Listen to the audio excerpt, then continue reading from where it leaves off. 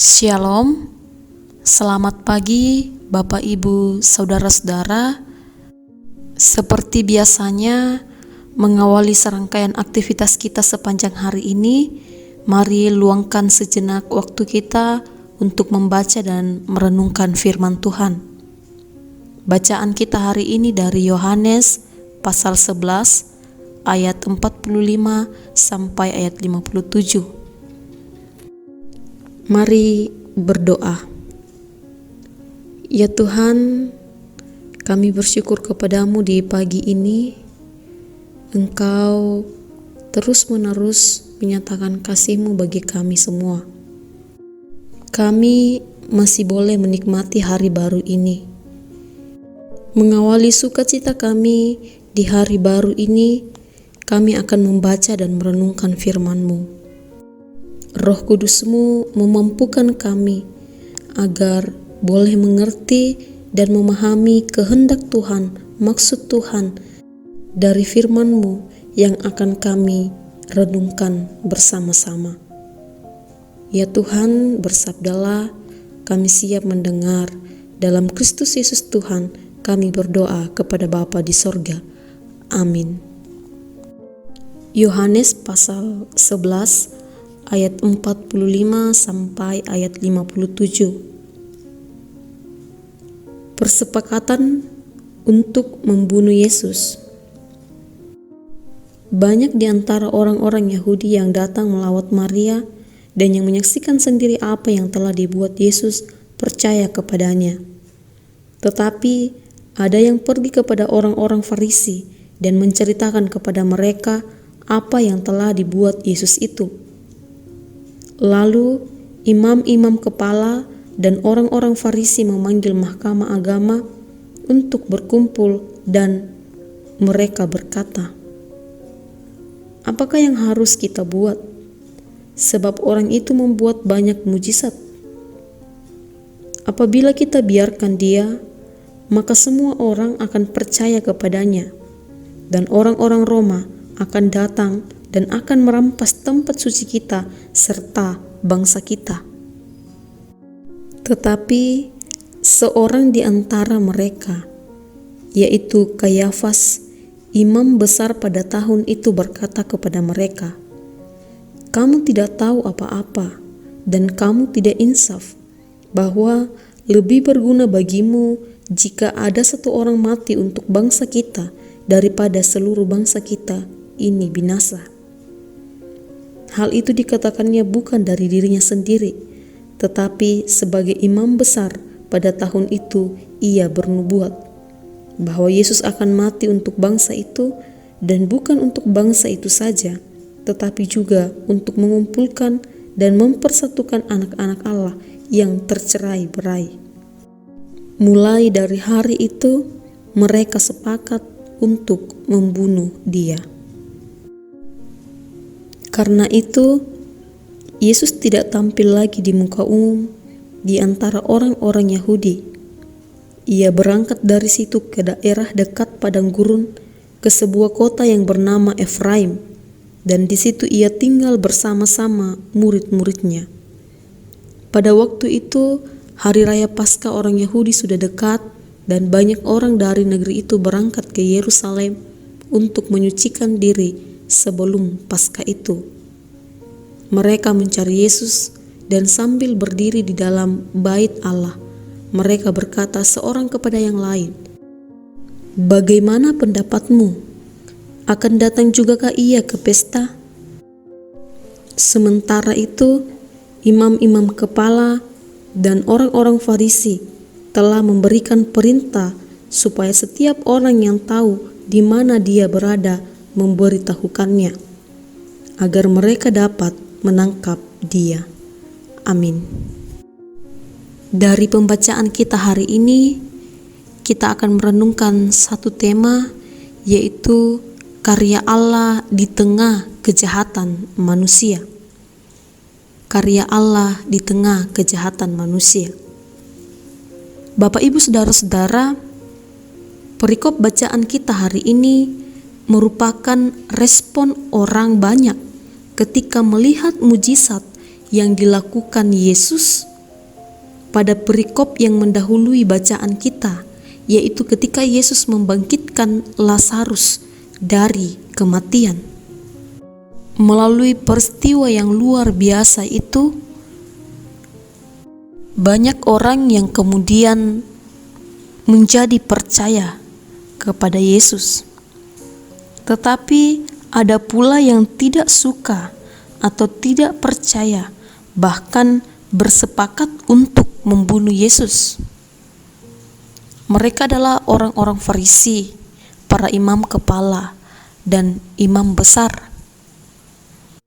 Apa yang kemudian menyebabkan para imam kepala, orang Farisi, dan mahkamah agama secara keseluruhan tidak menyukai Yesus, bahkan bersepakat ingin membunuhnya?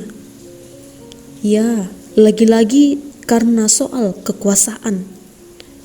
Pada zaman Yesus, para imam kepala, orang Farisi, dan imam besar yang saat itu diduduki oleh imam besar Kayafas memiliki kekuasaan di daerah Palestina, tempat bangsa Yahudi atau orang Israel tinggal. Mereka diberikan kepercayaan oleh pemerintah Romawi untuk mengurus kelompok atau bangsa mereka, karena pada masa itu orang Yahudi berada di bawah kekuasaan kekaisaran Romawi. Para mahkamah agama Yahudi takut jika kekuasaan yang mereka pegang saat itu hilang karena Yesus dan para pengikutnya. Bagi mereka, Yesus dan segala mujizat-mujizat yang telah dilakukan, bahkan kebenaran-kebenaran yang ia ucapkan, merupakan ancaman yang besar bagi posisi mereka sebagai penguasa atau sebagai tangan kanan pemerintahan Romawi. Alasan tersebutlah dari beberapa alasan yang ada, mereka akhirnya bersepakat untuk membunuh Yesus. Pertanyaannya ialah, apakah kemudian Allah menguasai para pemimpin atau mahkamah agama Yahudi untuk membunuh Yesus? Sekali-kali tidak. Tidak ada pemaksaan oleh Allah dalam rencana pembunuhan tersebut. Akan tetapi, dalam rencana kejahatan tersebut, Allah tetap bekerja. Melalui niat jahat imam besar Kayafas, dalam pernyataannya di ayat 49b sampai ayat 50 dikatakan bahwa kamu tidak tahu apa-apa dan kamu tidak insaf bahwa lebih berguna bagimu jika satu orang mati untuk bangsa kita daripada seluruh bangsa kita ini binasa. Kemudian di ayat 51 dikatakan, hal itu dikatakannya bukan dari dirinya sendiri, tetapi sebagai imam besar pada tahun itu, ia bernubuat bahwa Yesus akan mati untuk bangsa itu. Ayat 52, dan bukan untuk bangsa itu saja, tetapi juga untuk mengumpulkan dan mempersatukan anak-anak Allah yang tercerai-berai. Hal tersebut menjadi salah satu penjelasan yang penting tentang makna kematian Kristus sebagai cara Allah untuk keselamatan. Kematian Kristus bukan hanya untuk Israel, tetapi untuk semua anak Allah, yaitu bagi mereka yang percaya dalam namanya. Bapak, Ibu, Saudara-saudara, bagaimanapun orang merencangkan kejahatan atas hidup kita, percayalah bahwa Allah tetap bekerja di tengah niat jahat manusia. Bagaimanapun orang merencangkan hal buruk karena kepercayaan kita kepada Kristus, percayalah bahwa Dia akan tetap menjaga kita. Bagaimanapun orang merencangkan kejahatan karena kebaikan yang kita buat, percayalah bahwa Allah tetap bekerja di tengah niat jahat manusia.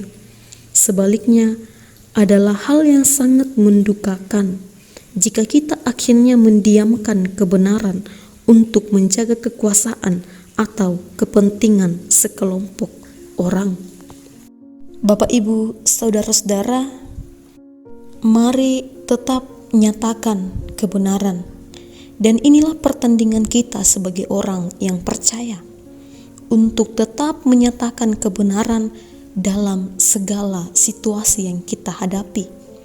Khususnya untuk situasi yang akan kita hadapi ke depannya, yakni pesta demokrasi. Kelompok di manakah kita berada? Apakah kita berada di kelompok Yesus yang senantiasa menyatakan kebenaran, tak ada dusta, berada di jalan yang benar dan taat pada firman Tuhan, yang memiliki perkataan dan perbuatan yang selaras? Ataukah kita berada di kelompok imam besar Kayafas yang merancangkan kejahatan untuk kepentingan sekelompok orang dan menutupi kebenaran? Meskipun mereka selalu memberitakan kebenaran, tapi tak mampu untuk dilakukan. Bapak, Ibu, Saudara-saudara, kelompok di manakah kita berada? Menjadi perenungan kita sepanjang hari ini. Terpujilah Tuhan. Amin. Mari berdoa. Syukur kepadamu ya Allah, firman-Mu boleh kami baca dan renungkan. Tuhan yang memampukan kami dalam menjalani kehidupan ini, bahwa kami tidak hanya menjadi pembaca atau pendengar, tetapi sungguh-sungguh menjadi pelaku firman dalam kehidupan kami. Roh Kudus-Mu kiranya memampukan kami untuk hal tersebut. Kami dimampukan untuk tetap menyatakan kebenaran di segala situasi. Dan meskipun itu kami berada dalam lingkungan orang-orang yang jahat, tetapi kami percaya bahwa Allah yang kami sembah adalah Allah yang terus berkarya di tengah-tengah kejahatan manusia. Ya Tuhan, kiranya Engkau senantiasa menolong kami, memeliharakan kami sepanjang hari ini, khususnya dalam melaksanakan setiap tugas dan tanggung jawab kami.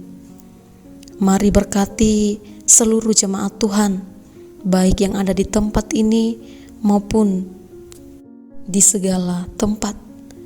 Biarlah kiranya Tuhan yang menganugerahkan kesehatan, kekuatan bagi mereka, Tuhan yang menganugerahkan hikmat dalam menjalankan setiap tugas dan tanggung jawab mereka, dan mampu menjadi berkat bagi sesama, terlebih untuk menyatakan kemuliaan Tuhan di tengah-tengah tugas dan tanggung jawab mereka masing-masing. Mari berkati saudara-saudara kami yang dalam kelemahan tubuh, kiranya beroleh kesehatan, kesembuhan. Saudara-saudara kami yang dalam lanjut usia, Tuhan kiranya peliharakan. Saudara-saudara kami yang dalam kekurangan, kiranya senantiasa Tuhan percukupkan. Dan ajar setiap kami untuk dapat berbagi kepada mereka. Setiap kami yang dalam pergumulan, Tuhan mampukan agar mampu melewati setiap pergumulan tersebut, terlebih kami diberi hikmat untuk menjalaninya. Ya Tuhan, anak-anak kami yang dalam bangku pendidikan sekiranya boleh belajar dengan baik, diberi kesehatan, kekuatan, hikmat, dan mampu dengan tekun belajar, sehingga mereka memperoleh ilmu, memperoleh pengetahuan dalam pembelajaran mereka. Tuhan, terpujilah Engkau, ampunkan salah dosa kami, terima kami yang berdoa dalam Kristus Yesus Tuhan. Amin. Demikianlah renungan harian kita pada pagi hari ini. Selamat beraktivitas, Tuhan dimuliakan.